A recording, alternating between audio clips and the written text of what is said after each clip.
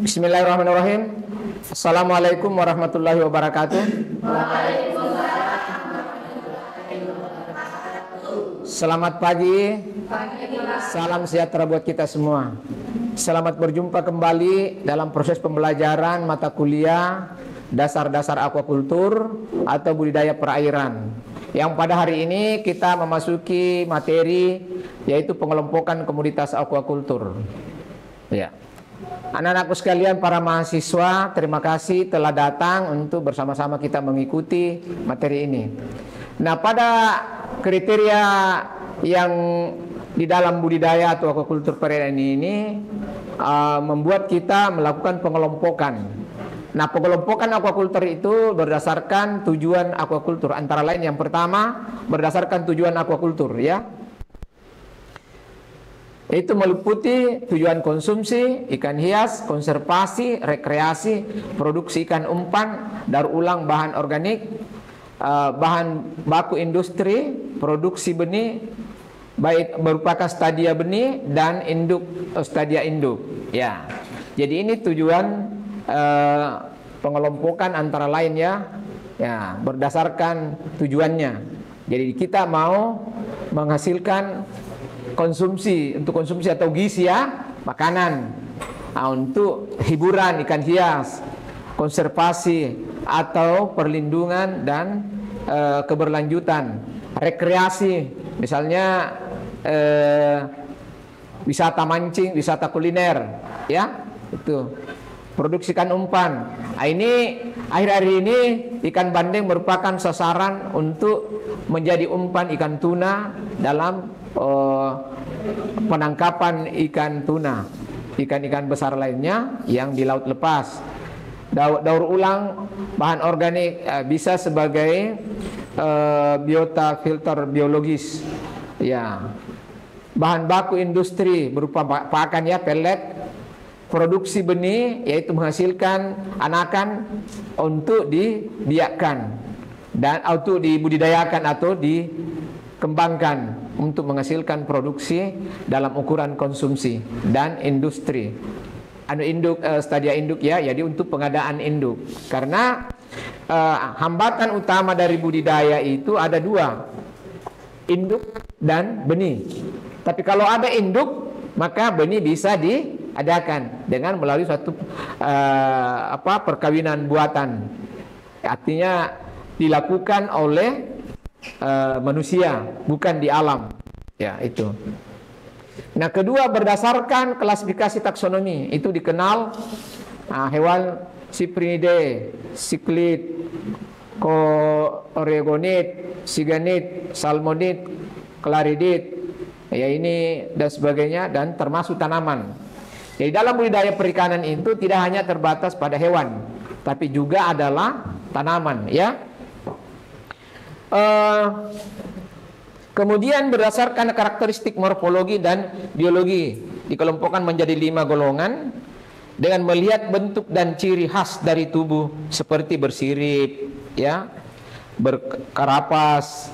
Jadi bersirip itu ikan, berkarapas itu udang, ya, kepiting, bercangkang itu moluska seperti kerang, siput, ya, termasuk siput bakau atau tambak, berduri, Echinodermata itu berupa landak atau bulu babi, ya, berduri ya, atau bersel tunggal yaitu berupa alga atau rumput laut, ya.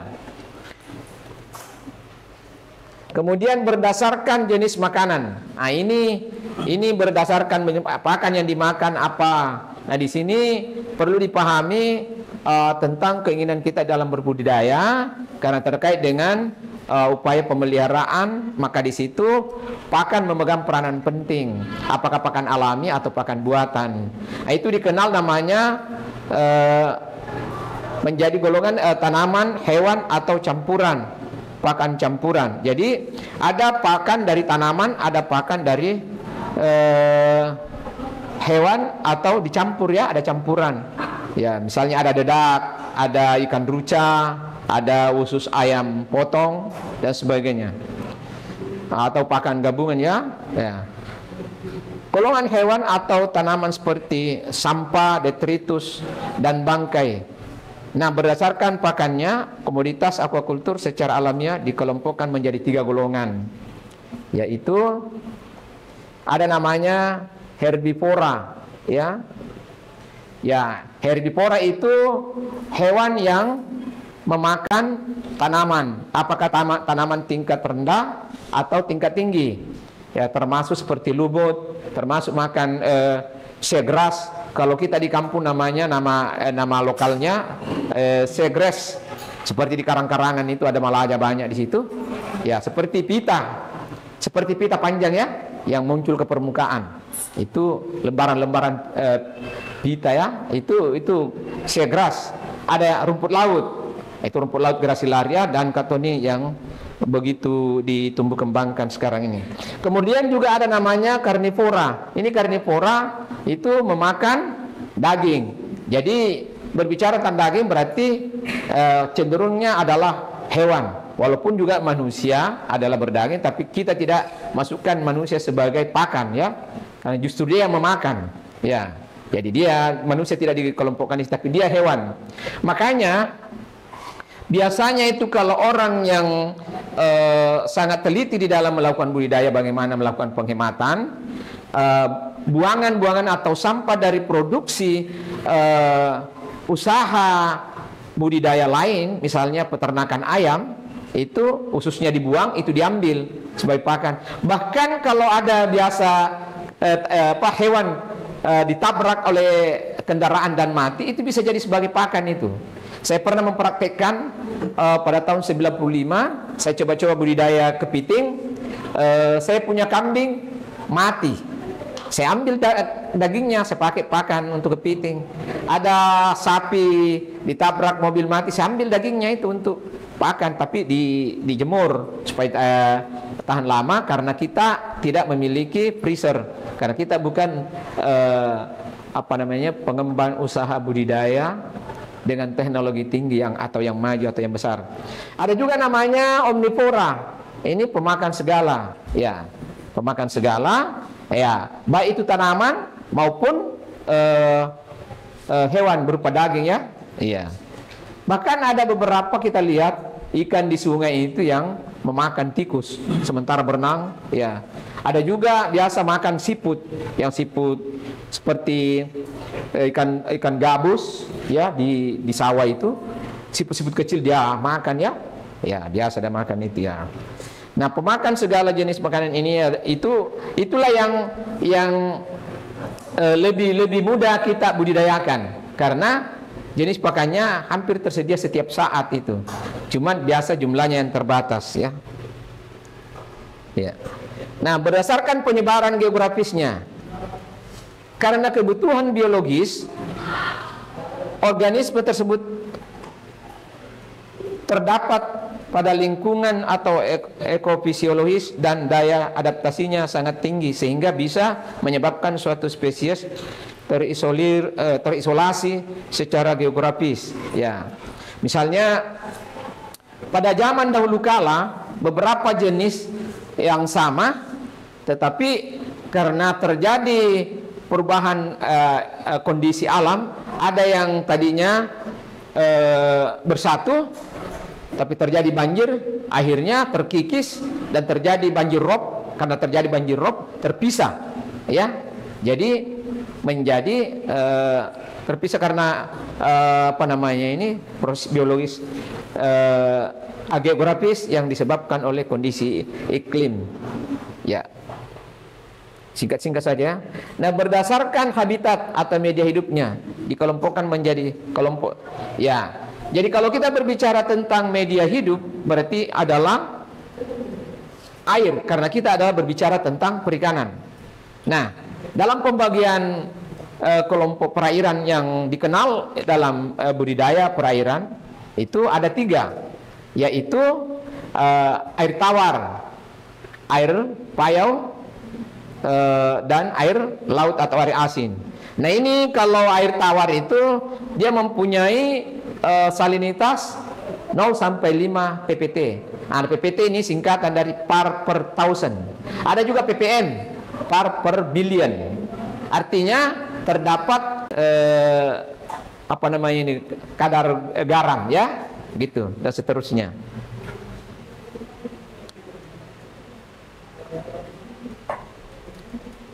Nah, kalau air tawar, air payau itu di atas 5 sampai 25 ppt.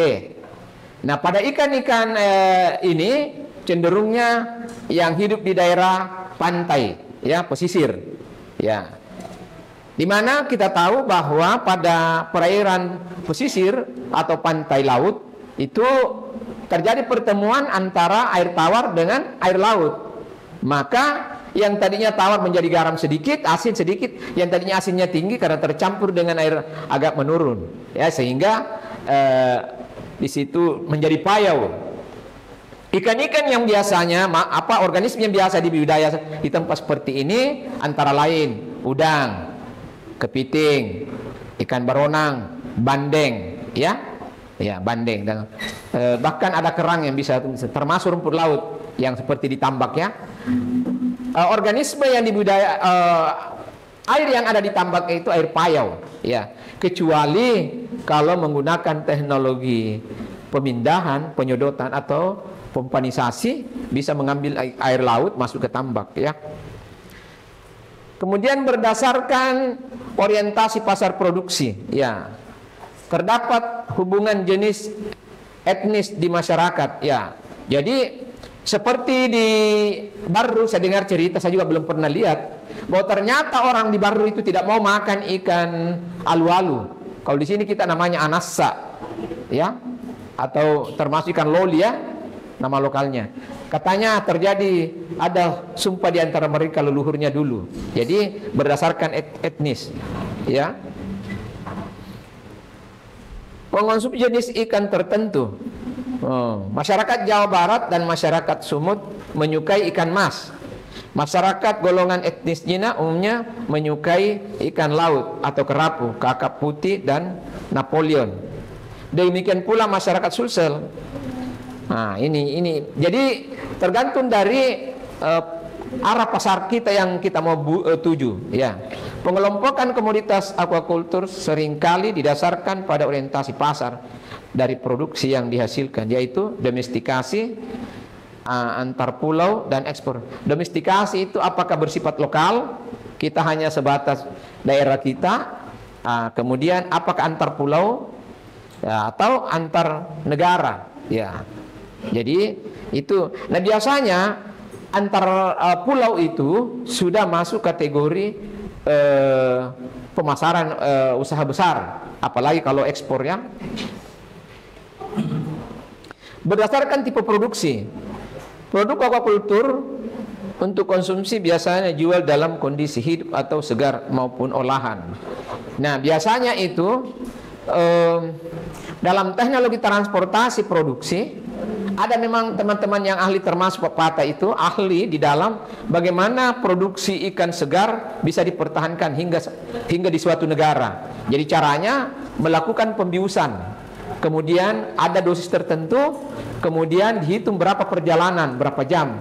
Nah, ketika tiba nanti di sana dengan dosis tertentu yang diinjeksikan, yang dianukan ke dalam air atau diinjeksikan itu,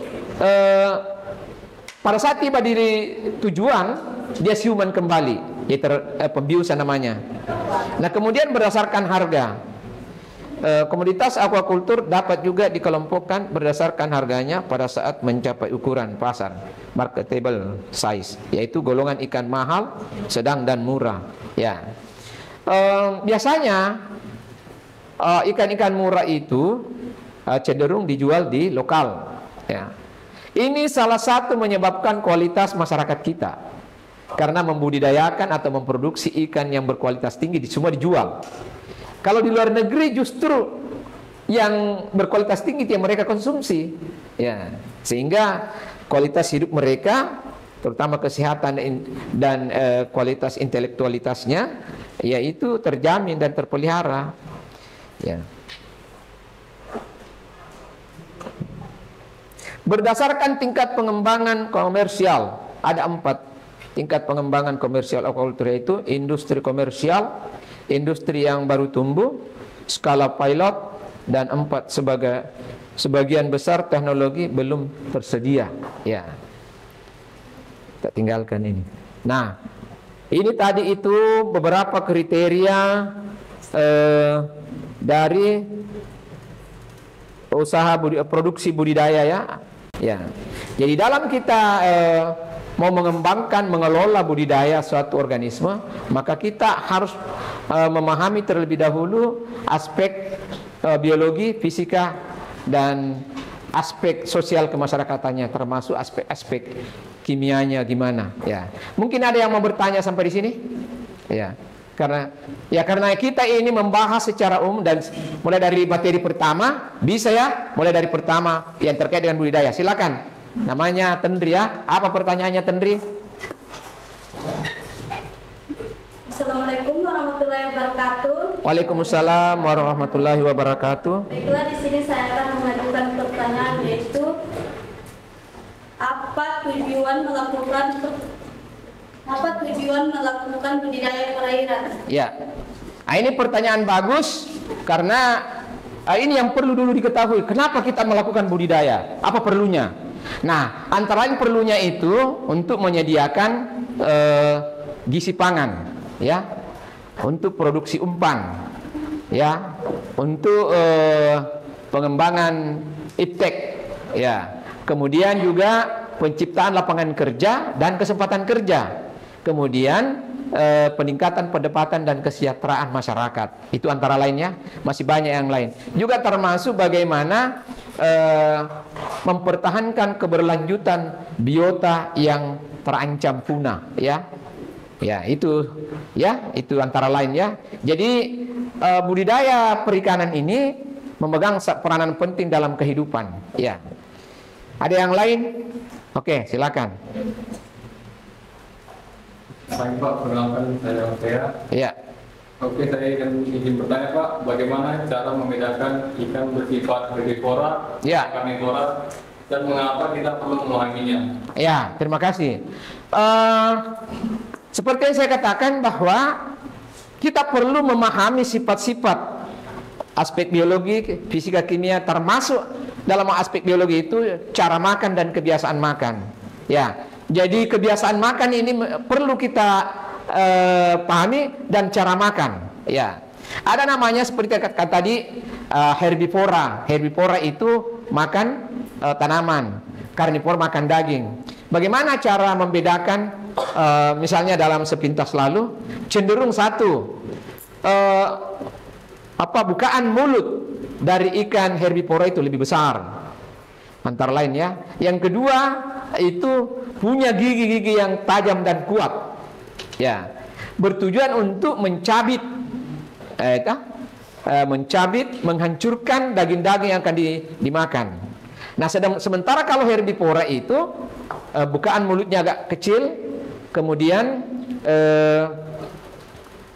makannya giginya sangat halus, kecil-kecil, ya, seperti ikan bandeng, alu-alu, atau kalau di sini kita nasa, ya, termasuk ikan-ikan kerapu, kakap, kalau di air tawar, gabus, termasuk ikan mas, itu semua itu pemakan daging, ya. Kepiting, udang, ya. Udang ini masuk dalam kelompok omnivor. Bahkan ada di antara organisme itu bersifat kanibal, yaitu memakan sesamanya, ya. Nah, bagaimana supaya ikan-ikan tidak saling memakan? Ada banyak faktor, ya. Yang perlu kita pertimbangkan adalah yang pertama, ukurannya. Kalau kita membudidayakan, bagaimana ukuran itu sama? Dan mengenai sekarang ini tidak perlu ragu akan ukuran yang seragam, karena produksi bibit relatif bisa dikelola secara teknologi buatan, sehingga ukuran bibit yang kita butuhkan relatif berukuran sama, karena relatif waktu menetasnya sama. Misalnya ada penetasan hatchery, ya, atau pengadaan benih, ya, teknologi pengadaan benih, pemijahan induk, ya. Kedua, Apa tadi ya? Assalamualaikum warahmatullahi wabarakatuh. Waalaikumsalam warahmatullahi wabarakatuh. Izin bertanya Pak, apakah ikan herbivora bisa menjadi ikan karnivora? Iya. Hal yang biasa dilupakan orang dengan melihat itu kebiasaan makan misalnya beronang, karena dia tahu bahwa hanya makan, dia bersifat herbivora, maka murni dia makan tanaman saja. Ternyata tidak. Ya. Tidak selamanya hewan herbivora hanya bersifat herbivora dalam hal makanan, ya. Kadang membutuhkan juga daging pada kondisi di mana kurang tersedia makanan dari tanaman atau dari non ikan, ya. Misalnya tadinya diberikan dedak, dia makan, diberikan lumut, dia makan. Pada saat semua itu tidak ada, terpaksa dia akan makan. Dan itu pernah dibuktikan teman saya, senior saya di tahun 80-an. Ikan titang sebagaimana kita tahu, dia adalah herbivora. Tapi ternyata ia bisa menjadi karnivora. Jadi diselang-selingi. Ya, sama dengan kita. Kita tidak terbiasa makan roti 24 jam. Tapi ketika kita berada di Eropa, mau tak mau, walaupun pada awal-awalnya itu kita mencret, ya, biasa mencret orang. Jadi pada kondisi tertentu bisa, ya. Oleh karena itu tidak berarti bahwa daerah yang mengembangkan ikan-ikan herbivora maka sasaran pencarian pakannya adalah dari tanaman atau tumbuhan, ya. Jadi bisa, ya. Oke, ada lagi yang bertanya? Oke, silakan. Assalamualaikum warahmatullahi wabarakatuh. Waalaikumsalam warahmatullahi wabarakatuh. Izin bertanya, bagaimana membedakan ikan bandeng dengan ukuran konsumsi dari laut, alam dengan yang dari tambak? Ini yang tidak pernah dipahami orang. Kita hanya belikan, ikan bandeng satu jenis saja. Bagaimana kriteria ikan bandeng yang ukuran konsumsi dari laut dengan yang dari tambak? Yang pertama, dalam jarak jauh kita lihat keduanya dibedakan dari segi pencahayaannya. Dia cerah sekali kalau ikan bandeng dari alam. Kalau dari tambak itu agak buram. Ya, kenapa begitu? Disinilah menunjukkan bahwa organisme ini menyesuaikan diri. Jika ia berada di dalam tambak, maka dia menyesuaikan diri pada kondisi lingkungannya, di mana pada air tambak itu agak sedikit keruh, maka ia lambat laun dia akan sedikit lebih buram. Kalau di laut, kondisi lingkungan perairannya itu konstan, jernih sehingga nampak cerah, ya, itu antara lain. Yang kedua, kalau ikan bandeng yang dari laut, selain dari cerah disebabkan karena pada bagian perutnya itu agak silver penuh, kalau yang dari tambak agak buram. Ini dalam rangka mengelabui pemangsa. Kalau dia berada di bagian atas atau hewan bawah, dia putih jadi tidak jelas. Tapi agak kebiru-biruan sedikit punggungnya. Kalau dia dari atas agak kebiru-biruan, jadi dia mampu melakukan menghindarkan diri dari terkaman pemangsa. Ya, jadi itu. Level budidaya berdasarkan teknologi penerapannya ada namanya tradisional atau ekstensif. Ada juga namanya tradisional full. Ya. Nah, tradisional ini mengandalkan luasan. Biasanya itu satu petak 3 hektar. Ya. Jadi sehingga luas yang membuat usaha itu lebih banyak di dalam bisa dikembangkan dan tidak beraturan. Bahkan dia menggantungkan benih-benih dari alam dengan membuka pintu pada saat air pasang. Jadi kumpul semua di situ dari berbagai jenis dengan ukuran yang sangat variatif. Ya, sehingga di situ ada pemangsa, ada mangsa.